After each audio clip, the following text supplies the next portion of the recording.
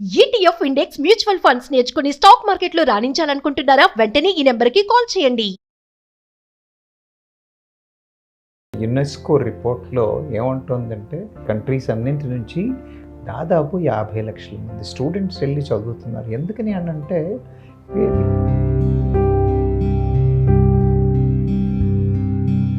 Present ఇప్పుడు H1 visa ఉన్న వాళ్ళకు ఉన్నటువంటి ప్రాబ్లమ్స్ ఏమున్నాయంటారు? యుఎస్లో ఒక OTP ప్రోగ్రామ్ అని ఓకే, ఆప్షనల్ ప్రాక్టికల్ ట్రైనింగ్ అంటే ఏంటి, ఇంటర్న్షిప్ చేయడం.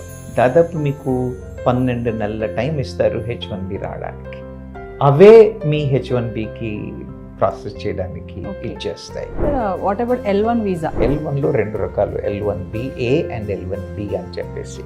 అలాంటి వీసాలు వచ్చిన వాళ్ళు అవి గుడ్డా బ్యాడా అంటే ఒక విధంగా గుడ్, ఎందుకంటే 7 ఏళ్ళు ఇబ్బంది లేకుండా ఉండొచ్చు.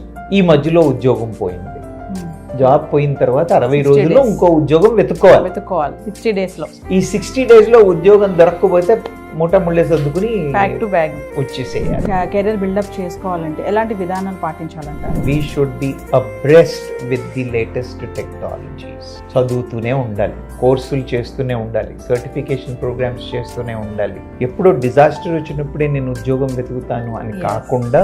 ఇప్పుడు లే ఆఫ్స్కి ఎవరైతే గురవుతున్నారో ఈ ఇంపాక్ట్ అనేది వాళ్ళ పిల్లల పైన కానీ, ఫ్యామిలీస్ పైన కానీ, పిల్లల ఎడ్యుకేషన్ పైన కానీ ఎలా ఉంటుందంటారు? రేపు పొద్దున్న డిజాస్టర్స్ అవుతే ఎలా మెయింటైన్ చెయ్యాలి అన్న రెసిలియన్స్ను కూడా పిల్లల్లో కూడా బిల్డ్ చేయాల్సిన అవసరం ఎంతైనా ఉంది. ఎప్పుడు నాకు ఇండియా టికెట్ ఇచ్చినా నేను వెళ్ళిపోగలను అన్న మైండ్ సెట్ ఉండాలి. ఇక్కడ ఇండియాలో ఉన్న పేరెంట్స్ని అలాగే ప్రిపేర్ చేసి పెట్టుకోవాలి, వాళ్ళ ఫ్యామిలీని కూడా అలా ప్రిపేర్ చేసి పెట్టుకోవాలి. ఇప్పుడు ఎందుకు ఇంకా వెళ్ళాలి అనే ఆలోచన మారట్లేదంటే ఏం చెప్తారు? ఇక్కడ ఇబ్బంది పడుతున్నావు, అక్కడ ఇబ్బంది పడతావు, okay let me go try. అదే అక్కడే వెళ్ళి ఇబ్బంది పడతాం. అబ్సల్యూట్లీ అక్కడ వెళ్ళి ట్రై చేస్తాను, ఓకే కాకపోతే వచ్చేస్తాను. హాయ్, హలో, నమస్తే, welcome back to Suman TV. Welcome to talk show. ఈరోజు టాక్ షోలో మనం మాట్లాడుకోబోయే ఎపిసోడ్ ఏంటంటే USA లే ఆఫ్స్. మరి దీనివల్ల విద్యార్థులు ఎదుర్కొంటున్న సమస్యలు ఏంటి, మరి దీనికి పరిష్కారాలు ఏంటి అని చెప్పడానికి, దీనిపై మరింత సమాచారం ఇవ్వడానికి ఇవాళ మన టాక్ షోకి వచ్చారు మేనేజ్మెంట్ కన్సల్టెంట్ సంపత్ సముద్రాల గారు. సార్తో మాట్లాడదాం. నమస్తే సార్. నమస్తే Naveena. Sir, welcome to talk show. అమెరికాలో లే ఆఫ్స్ అవుతున్నాయని తెలిసినప్పటికీ కూడా మన స్టూడెంట్స్ ఎందుకు USA వెళ్ళడానికి లేదంటే ఇతర దేశాలకు వెళ్ళడానికి ఎగబడుతున్నారు అని అనొచ్చు అంటారా? అవునమ్మా, ఎగబడుతున్నారు అనొచ్చు, కానీ దానికి కారణాలు ఉన్నాయి. మనం వెళ్ళి చూసినట్టయితే యునెస్కో రిపోర్ట్లో ఏముంటుందంటే ఇండియా నుంచి కానివ్వచ్చు, చైనా నుంచి కానివచ్చు, పాకిస్తాన్ ఇలాంటి కంట్రీస్ అన్నింటి నుంచి దాదాపు 50 లక్షల మంది స్టూడెంట్స్ వెళ్ళి చదువుతున్నారు. ఎందుకని అంటే వీఆర్ లార్జ్ కంట్రీస్, అవకాశాల కోసం వెతుకుతూ ఉంటారు. మీరు USAకి వెళ్ళి చూసినట్టయితే USAలో దాదాపు 11-12 ఇంటర్నేషనల్ ఫేమస్ యూనివర్సిటీస్ ఉన్నాయి. అదే మీరు న్యూజిలాండ్కి వెళ్ళారనుకోండి, పిల్లలకి రీసెర్చ్ కమ్యూనిటీ, స్టూడెంట్ కమ్యూనిటీ చిన్నగా ఉంటుంది, రీసెర్చ్ చేయడానికి చాలా అవకాశాలు ఉంటాయి. అదే మీరు జర్మనీ దగ్గరికి వెళ్ళారనుకోండి, జర్మనీలో ఏంటంటే ఒక స్టేజ్ తర్వాత పబ్లిక్ యూనివర్సిటీస్లో ఫీజులు మాఫీ లాంటి అవకాశాలు ఉంటాయి. మీరు ఆస్ట్రేలియా లాంటి కంట్రీస్కి వచ్చినట్టయితే వాళ్ళు ఏం చేస్తారు అని అంటే, మీరు చదువు తర్వాత కూడా ఉద్యోగం తర్వాత కూడా చదువు అన్న ఫెసిలిటీసు, కంఫర్ట్ లెవెల్స్ వాళ్ళు ఇస్తారు. మీరు అదే కెనడాకి వెళ్ళి చూసినట్టయితే కెనడా చాలా కండ్యూసివ్ ఎన్వైరన్మెంట్, మల్టీకల్చర్ పీపుల్ అంతా ఉండడం వల్ల అంటే ఆ థ్రెటన్ ఫీలింగ్ ఎక్కడో వేరే దేశానికి వెళ్ళాము అనేది ఉండదు. ఏదైనప్పటికీ కూడా కెరియర్ ఓరియంటేషన్ నుండి సబ్జెక్ట్ మీద ఫోకస్ ఉన్న పిల్లలు ఇక్కడ అంటే మన దేశంలో ప్రయత్నాలు చేసిన తర్వాత కూడా ఇంకా బెటర్ కెరియర్ కావాలి అన్న ఆలోచన ఉన్నవాళ్ళు ఖచ్చితంగా వెళ్తున్నారు. వెళ్ళడంలో తప్పేం లేదమ్మా. అంటే సరి అయిన ఎవాల్యుయేషన్ చేసుకుని సరి అయిన కోర్సులు సెలెక్ట్ చేసుకుని వెళ్తున్నట్టయితే వాళ్ళు సరి అయిన దారిలో ఉన్నారు అని చెప్పచ్చు. ఎగబడినా దాన్ని తప్పుపట్టాల్సిన అవసరం ఏమి లేదనుకుంటాను. సరే, ఇన్ కేస్ వాళ్ళకి వీసా రాలేదనుకోండి, మరి వాళ్ళ పరిస్థితి ఏంటి? ప్రతి సంవత్సరం దాదాపు 4 లక్షలు 5 లక్షల మంది పిల్లలు వెళ్తున్నారు వేరు వేరు డిపార్ట్మెంట్లలో వేరు వేరు సబ్జెక్ట్స్లో వెళ్తున్నారు. కానీ వాళ్ళకి కూడా యుఎస్కి కూడా వాళ్ళకు లిమిటేషన్స్ ఉన్నాయి. 65 నుంచి 80,000 వరకు వాళ్ళు ఈజీగా ఇచ్చేస్తారు. మరి 4-5 లక్షల మంది వెళ్ళారు, 60,000 80,000 మందికి ఇవ్వాలి అని అంటే obviously it is going to be a challenging thing. అందుకని వీసాలు రావడం కొంచెం ఇబ్బందికరమైన విషయమే. సార్, ఈ పెద్ద పెద్ద కంపెనీస్ కాకుండా కన్సల్టెంట్స్ ద్వారా కూడా వెళ్తూ ఉంటారు కదా, దీన్ని ఎలా చూడవచ్చు అంటారు? ఎప్పుడైతే పెద్ద కంపెనీల నుంచి వెళ్తారో మనకు కెరీర్ ఆప్షన్ కానీ ఆపర్చునిటీ కానీ గ్యారంటీ కానీ ఉంటుంది.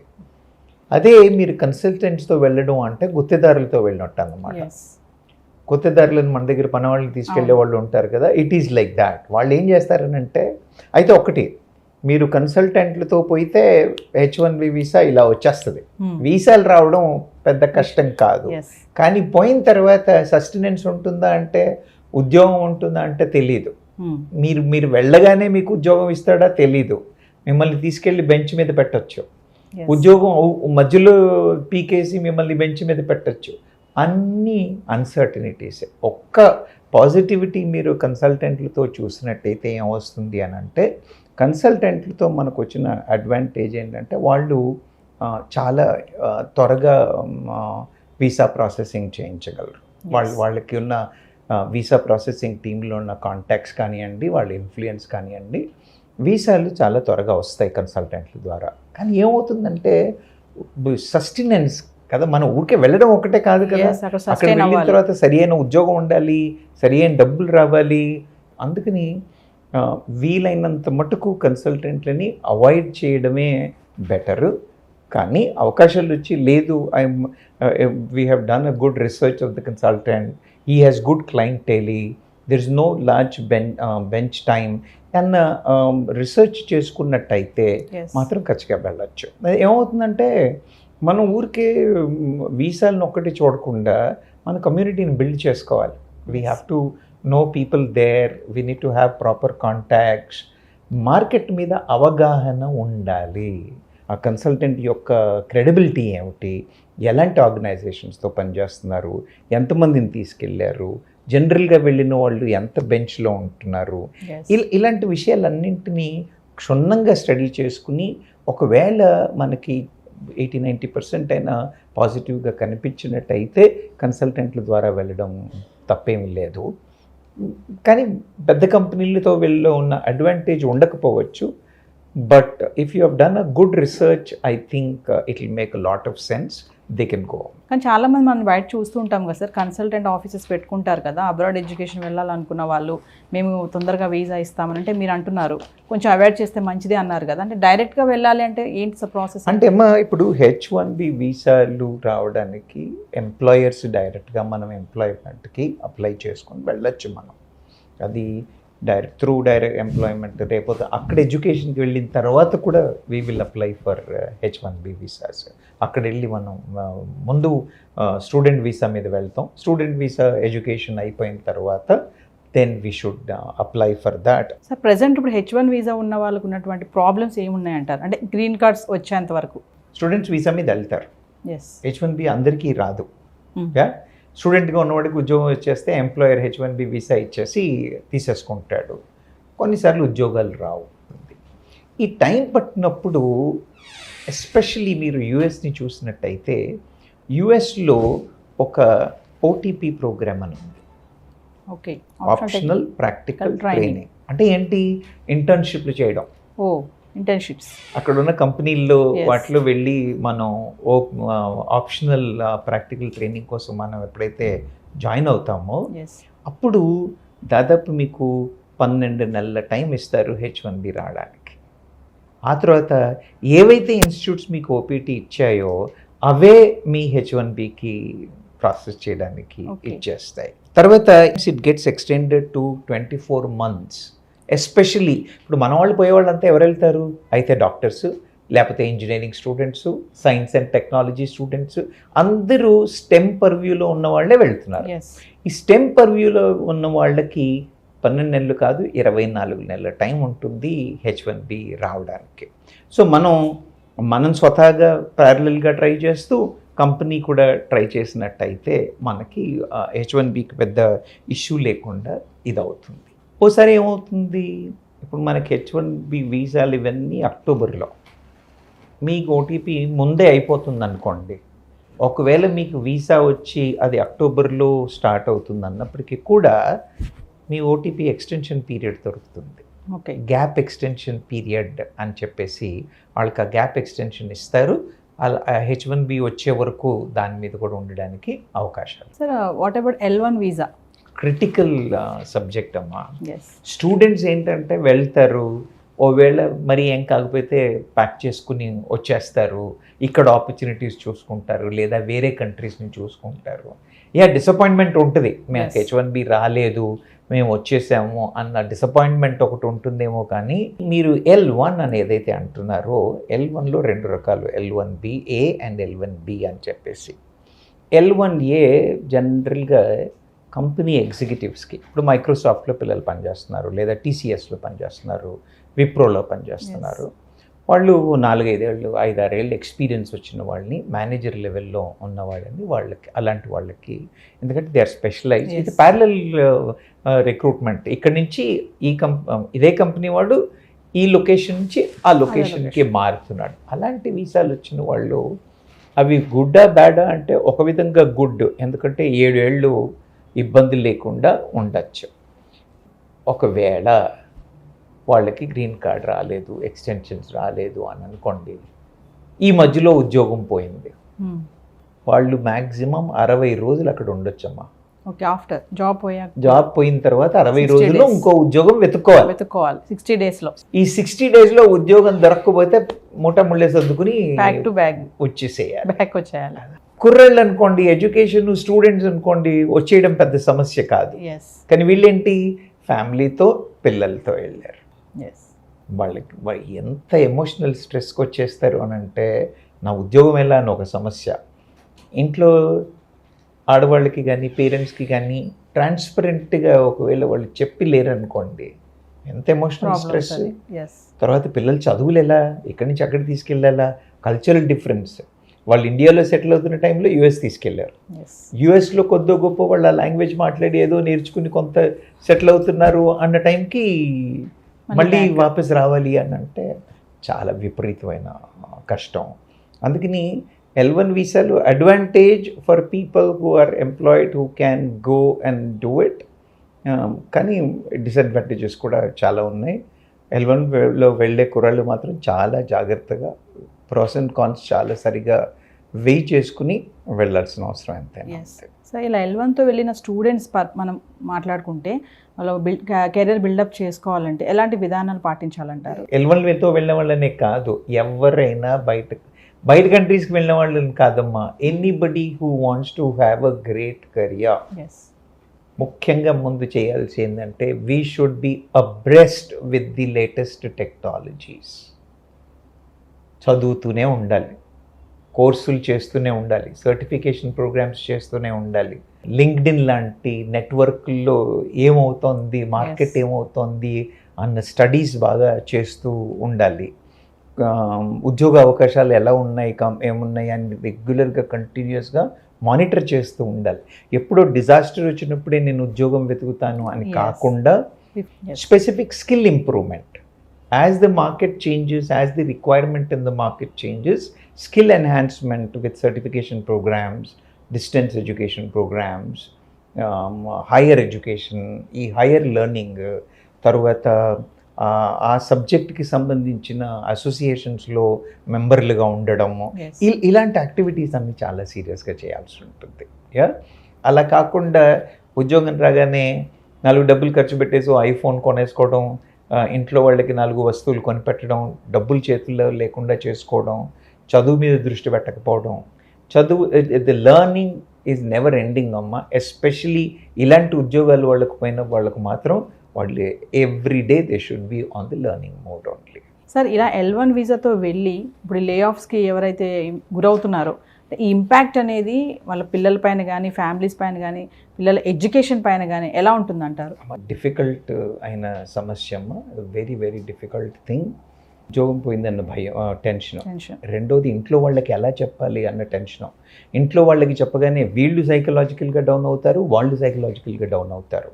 పిల్లల్ని ఆ స్టేజ్కి రెడీ చేసి పెట్టలేదనుకోండి, if you don't keep them, పిల్లలకి కూడా తెలియాలి మనం ఎలాంటి వాతావరణంలో ఉన్నాము, రేపు పొద్దున డిజాస్టర్స్ అవుతే ఎలా మెయింటైన్ చెయ్యాలి అన్న రెసిలియన్స్ను కూడా పిల్లల్లో కూడా బిల్డ్ చేయాల్సిన అవసరం ఎంతైనా ఉంది. నేను చెప్తాను కదమ్మా, డబ్బులు ధారాళంగా ఖర్చు పెట్టేసుకుని డబ్బులు దగ్గర పెట్టుకోకుండా హగావుగా ఖర్చులు పెట్టి లగ్జరీ లైఫ్ చేసి డబ్బులు ఉన్నాయి కదా అని చేస్తే మాత్రం ఎల్వెన్ వాళ్ళు చాలా చాలా జాగ్రత్తగా ఉండాలి. అది కాకుండా ఇలాంటి పరిస్థితుల్లో అందరూ సైకలాజికల్గా దెబ్బతింటారు. ఎప్పుడు నాకు ఇండియాకి టికెట్ ఇచ్చినా నేను వెళ్ళిపోగలను అన్న మైండ్ సెట్ ఉండాలి. ఇక్కడ ఇండియాలో ఉన్న పేరెంట్స్ని అలాగే ప్రిపేర్ చేసి పెట్టుకోవాలి, వాళ్ళ ఫ్యామిలీని కూడా అలా ప్రిపేర్ చేసి పెట్టుకోవాలి. నేను అక్కడ సెటిల్ అవుతున్నాను అన్న గ్రీన్ కార్డ్ వచ్చే వరకు నేను సెటిల్ అవుతున్నాను అన్న ఇండికేషన్ ఎవరికి ఇవ్వద్దు, including the kids and family. They all should know that అవసరం పడితే మేము రేపు ప్యాక్ చేసుకుని ఇండియా వెళ్ళిపోతాము అన్న మైండ్ సెట్లో ఉండి చేసినట్టయితే చాలా సక్సెస్ఫుల్ అయ్యే అవకాశం. ఖచ్చితంగా సైకలాజికల్గా ప్రిపేర్ చేసుకోవాలి మైండ్. ఖచ్చితంగా సైకలాజికల్గా ప్రిపేర్ అవ్వాలి. ఒకవేళ మనం కాదు కొంత వీక్ మెంటాలిటీ మనం చేయలేకపోతున్నాం అని అంటే మన దగ్గర సైకాలజిస్టుల దగ్గరికి వెళ్ళడానికి భయపడతారమ్మా. చాలా మొహమాట పడతారు, భయపడతారు. చాలా తప్పు. నేను ఎందుకు వెళ్ళాలి సైకాలజీ? చాలా చాలా తప్పు. అలా కాకుండా సైకాలజిస్టుల దగ్గర, సీనియర్స్ దగ్గర, ఎక్స్పర్ట్స్ దగ్గర వెళ్ళి మాట్లాడి అడ్వైస్ తీసుకోవడంలో ఏం పొరపాటు లేదు. అంత దూరం ఎందుకు వెళ్ళాలి, అక్కడ ఎందుకు ఆ ప్రాబ్లమ్స్ ఫేస్ చేయాలి అంటే దీనికి ఏం చెప్తారు సార్? ఇంత తెలిసినా కూడా నేను అబ్రాడ్ వెళ్ళి చదువుకోవాలి, హైయర్ స్టడీస్, నా కెరియర్ బాగుండాలి అంటే ఉద్యోగాల కోసం వెళ్ళే వాళ్ళు ఉన్నారు, చదువు కోసం వెళ్ళే వాళ్ళు కూడా మీరు అన్నట్టుగా ఫ్యామిలీస్ కూడా వెళ్ళే వాళ్ళు ఉన్నారు అక్కడ స్థిరపడాలని. అయినా మరి ఇంత ఇలాంటి ఎదురవుతున్నా కూడా ఎందుకు ఇంకా వెళ్ళాలి అనే ఆలోచన మారట్లేదు అంటే ఏం చెప్తారు సార్? మనకు ఎంప్లాయ్మెంట్ గ్యారంటీ ఉందా? లేదు. ఉద్యోగం వచ్చే అవకాశాలు ఉన్నాయి అన్న నమ్మకం ఉందా? డౌట్ అక్కడ కూడా. అవునా? ఉద్యోగ అవకాశాలు తక్కువే, వచ్చిన ఉద్యోగం ఉంటుందా అనేది కూడా తక్కువే. గవర్నమెంట్ ఉద్యోగాలు ఇన్ని గవర్నమెంట్లు ఇన్ని చూసాం అంటే ఆ మెంటాలిటీ ఉన్న వాళ్ళకి కూడా సెట్ అవ్వట్లేదు. అవునా? మన దగ్గర పాపులేషన్ ఎక్కువ ఉండడం చేతే అని అనుకోండి, లేదా మన వాళ్ళకి ఎప్పుడు కూడా మిగతా దేశాల కంటే కూడా ఒక మెట్టు పైన ఉండాలి. అలా ఉండడం చేత ఇక్కడ మనకు ఆపర్చునిటీస్ కనబడకపోయేసరికి నేను ఇంతకుముందు చెప్పినట్టుగా ఒక యుఎస్ అనే కాదు, కెనడా వెళ్తున్నారు, జర్మనీ వెళ్తున్నారు, న్యూజిలాండ్ వెళ్తున్నారు, యూకే వెళ్తున్నారు. ఇప్పుడు యూకేకి వెళ్తే కేంబ్రిడ్జ్ యూనివర్సిటీ, ఆక్స్ఫర్డ్ యూనివర్సిటీ ఆ పేరు చెప్పుకుంటే it is such a pride. People would like to go and take that pride. అదొక రీజన్ అమ్మ వెళ్ళడానికి, అవకాశాలు అక్కడ ఉండడం చేత ఒక రీజను. రెండోది ఇక్కడ మనకున్న ఇక్కడ ఇబ్బంది పడుతున్నావు, అక్కడ ఇబ్బంది పడతావు, okay let me go try. అక్కడే ఇబ్బంది పడతాను, అబ్సల్యూట్లీ అక్కడ వెళ్ళి ట్రై చేస్తాను, ఓకే కాకపోతే వచ్చేస్తాను. ఈ పేరెంట్స్కి కూడా ఏంటి, ఒకసారి యుఎస్కి వెళ్ళాడు లేదా జర్మనీ వెళ్ళాడు, ఆస్ట్రేలియా వెళ్ళాడు అంటే my son is competent and capable దాన్ని ఉన్న నమ్మకం. అయితే ఏంటంటే అక్కడికి వెళ్ళే యూనివర్సిటీస్ని సరిగ్గా రీసెర్చ్ చేసుకోవాలి. బికాజ్ ఇంటర్నేషనల్ వరల్డ్ ర్యాంకింగ్ ఉంది యూనివర్సిటీస్కి. ఈ ర్యాంకింగ్లో ఉన్న యూనివర్సిటీస్ని చూసి వెళ్ళాలి. Point number 1. పాయింట్ నెంబర్ 2, ఎక్కడైతే ఇన్స్టిట్యూషన్ ఈజీగా అడ్మిషన్ ఇస్తుందో 4 సార్లు ఆలోచించాలి, వీడెందుకు ఇస్తున్నాడు. అడ్మిషన్లు వచ్చేస్తాయి, వీసాలు వచ్చేస్తాయి, వెళ్ళిపోతాం, but we're not going to be settle down there. అలాంటి ఇన్స్టిట్యూట్లో, విలువ లేని ఇన్స్టిట్యూట్లో మాత్రం ఎడ్యుకేషన్కి వెళ్ళకూడదు. Even if it cost is less, admission hurdles are not there, easy walk, cake walk అన్న ఉన్న యూనివర్సిటీస్ ఎక్కడ కూడా పిల్లలు ఆప్ట్ చేయకూడదు. Because it is going to be a challenge in the days to come. అలా కాకుండా రీసెర్చ్ చేసి, నేను చెప్పినట్టుగా ప్రీవియస్ స్టూడెంట్స్ ఎవరైనా ఉన్నారా, ఇప్పుడు మీరు వెబ్లోకి వెళ్ళినట్టయితే అన్ని ఆపర్చునిటీస్ ఉన్నాయమ్మా. You can connect with every one. పిల్లలు కూడా నోట్స్ పెడుతూ ఉంటారు, that lot of information available. ఈ రీసెర్చ్ సరిగ్గా చేసి వెళ్ళినట్టయితే వెళ్ళడం తప్పేం లేదు. ఇప్పుడు మనం అందరం ఊళ్ళ నుంచి హైదరాబాద్లో వచ్చి సెటిల్ అయ్యాం, అవునా? పిల్లలు ఇక్కడ నుంచి ఇక్కడ నుంచి పిల్లలు అక్కడికి వెళ్తున్నారు. అంటే మైండ్ స్ట్రాంగ్గా లేకపోవడం వల్ల ఇలాంటి సమస్యలు ఎదురైనప్పుడు ఇబ్బంది పడుతున్నారంటే ఏం చెప్తారు? అమ్మా, ఇది నేను చెప్తున్నాను కదా, ఈ మొహమాటం అన్న పాయింట్ మీద ఉన్న ఫ్యామిలీస్ ఖచ్చితంగా ఇబ్బంది పడుతున్నారు. ఎస్. అక్కడికి వెళ్ళిన తర్వాత there are people who have explored various opportunities and are successful with the situations ఉన్నారు. కానీ there are few people who have not done it. ఇలా ఎమోషనల్ డిస్టర్బెన్స్లో ఛాలెంజ్లో ఉన్నారు. భారత ప్రభుత్వం కూడా చాలా ఎమోషనల్ సపోర్ట్ చేయడానికి ట్రై చేస్తుంది, కొందరికి ఫైనాన్షియల్ ఎయిడ్ చేయడానికి కూడా ట్రై చేస్తుంది, ఎంబసీ కూడా చాలా సపోర్ట్ చేస్తున్నాం. మన వాళ్ళు వెళ్ళి తీసుకోవాలి, they need to take that. కానీ one advice what I give to everyone, if it is required, మొహమాటం లేకుండా అడ్వైస్కి వెళ్ళాలి, అడ్వైజ్ తీసుకోవాలి. Yeah, so we need to get that positive thing. Yeah, failing is what you call every step towards the success అంటారు కదా. Yeah, so people should not feel bad about anything like that. Yeah, it's a part of life అని అనుకుని ముందుకు వెళ్ళినట్టయితే ఖచ్చితంగా success అవుతారు. Finally అంటే ఇలాంటి సమస్యలు రాకూడదు, ఇన్ కేస్ వచ్చాయి అనుకోండి, మనం ఎదుర్కోవాలి, దానికి ఎదురుగా నిలబడాలి అంటే మీరు ఇచ్చేటటువంటి టిప్స్ కానీ సజెషన్స్ ఏమైనా ఉన్నాయా? అంటే నేను మీకు ముందు ఒకే మాట చెప్పాను, నేను అమ్మ నేను నా రిటర్న్ టికెట్ కొనుక్కున్నాను అని చెప్పి వెళ్ళాలి. వెళ్ళేటప్పుడే ఓకే, నేను ఎప్పుడు వస్తానో నాకు తెలియదు, నా రిటర్న్ టికెట్ నా బ్యాగ్లో ఉంది, I can fly any time అన్న ఉద్దేశం ఫ్యామిలీకి చెప్పాలి, తనకి ఆ అవగాహన ఉండాలి. ఇది పాయింట్ నెంబర్ 1. పాయింట్ నెంబర్ 2, ఉద్యోగం వచ్చింది కదా అని సెటిల్ అయిపోకుండా H1B వచ్చేస్తుంది నేను ఇది చేసేస్తాను అన్న అవగాహనలో కాకుండా ముందు ఎడ్యుకేషన్ సరిగ్గా చేసి క్యాంపస్లో సెలెక్షన్ అయ్యే ఆపర్చునిటీస్ చూసుకోవాలి, లేదా OPT ఆపర్చునిటీస్ చూసుకోవాలి. ఇలా ఎప్పుడు అజైల్గా ఉండి దృష్టి ఎప్పుడు మన కెరియర్ మీద అని పెట్టుకుని ఉన్నట్టయితే ఏం ఇబ్బందులు రావు. ఇబ్బందులు వచ్చినప్పటికి కూడా నేను చెప్తున్నాను కదా, నేను ఇండియాకి వెళ్ళడానికి రెడీగా ఉన్నాను అన్న మైండ్ సెట్తో ఉండి ఏదైనా చిన్న ఇబ్బందులు వచ్చినట్టయితే అడ్వైస్ తీసుకుని గైడెన్స్తో, పేరెంట్స్ కూడా గైడ్ చేస్తారు, మన వాళ్ళు కూడా ఇక్కడ నుంచి they give that kind of a confidence. ఆ మాటల్ని పెడిచేవని పెట్టకుండా పద్ధతి ప్రకారంగా ఉంటే మాత్రం ఏం ఇబ్బందులు ఉండవమ్మా, people can flourish. Thank you sir, talk షోకి వచ్చి మంచి ఇన్ఫర్మేషన్ ఇచ్చారు. యూఎస్ లే ఆఫ్స్ వల్ల ఎదుర్కొన్న సమస్యలు, మంచి పరిష్కారాలు కూడా చెప్పారు. Thank you so much. Sir చెప్పారు కదా, చాలా టిప్స్ అండ్ సజెషన్స్ కూడా చెప్పారు. ఖచ్చితంగా వెళ్ళేటప్పుడు మనము రిటర్న్ టికెట్ అనేది బ్యాగ్లోనే పెట్టుకోవాలి, అంటే ఎప్పుడు మనం తిరిగి వస్తామనేది మైండ్ సెట్ అనేది అలా ప్రిపేర్ అవ్వాలని చెప్తున్నారు. స్ట్రాంగ్ మైండ్ ఉండాలి. మొహమాటం అనేది ఖచ్చితంగా సార్ రెండు మూడు సార్లు చెప్పారు ఈ మాటని. మొహమాటం అనేది అస్సలు మన మధ్యలో ఉండొద్దు, ఎప్పుడైనా సరే తిరిగి వెళ్ళిపోతాం మనము అనుకునే మైండ్ సెట్తో ఉంటేనే ఇలాంటి సమస్యలు వచ్చినప్పుడు కూడా మనం దాన్ని ఎదురుగా ఫైట్ చేయగలుగుతాం. మరి మరొక ఇంట్రెస్టింగ్ టాపిక్తో టాక్ షోలో మళ్ళీ కలుద్దాం. This is Naveena signing of.